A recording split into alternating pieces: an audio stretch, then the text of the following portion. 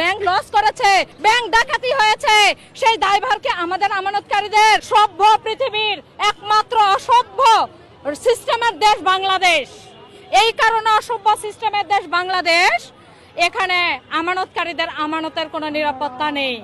আজ বাজার উদ্যোগতি, আজকে আমাদের পেট চলতে কষ্ট হয়, আজকে আমাদের বাচ্চাদের পড়াশোনা করাইতে কষ্ট হয়, এর মধ্যে আমরা আমাদের আসল টাকা পাইতেছি না, মুনাফার টাকা পাইতেছি না, আসল টাকা নিরাপত্তা পাইতেছি না।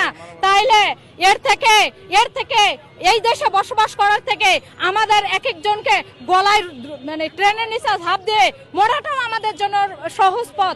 আজকে কেন পৃথিবীর কোন সভ্য রাষ্ট্রে এই নিয়ম কি আছে যে নিজেদের কষ্ট অর্জিত টাকা ব্যাংকে রেখে আজকে দাঁড়ায় নিজেদের টাকার জন্য আমরা কি এখানে অনুদান নিতে আসছি? আমরা কি এখানে অবৈধ কোনো দাবি নিয়ে আসছি? অযৌক্তিক কোনো দাবি নিয়ে আসছি? আমরা আসছি আমাদের টাকা আদায়ের জন্য। আমরা আসছি আমাদের সাথে যে অন্যায় হয়েছে। আজকে আমাদের ঈদ উৎসব বলে কি আমরা জানি না। আজকে আমাদের সন্তানদেরকে আমরা ঈদের উৎসব দিতে পারতেছি না।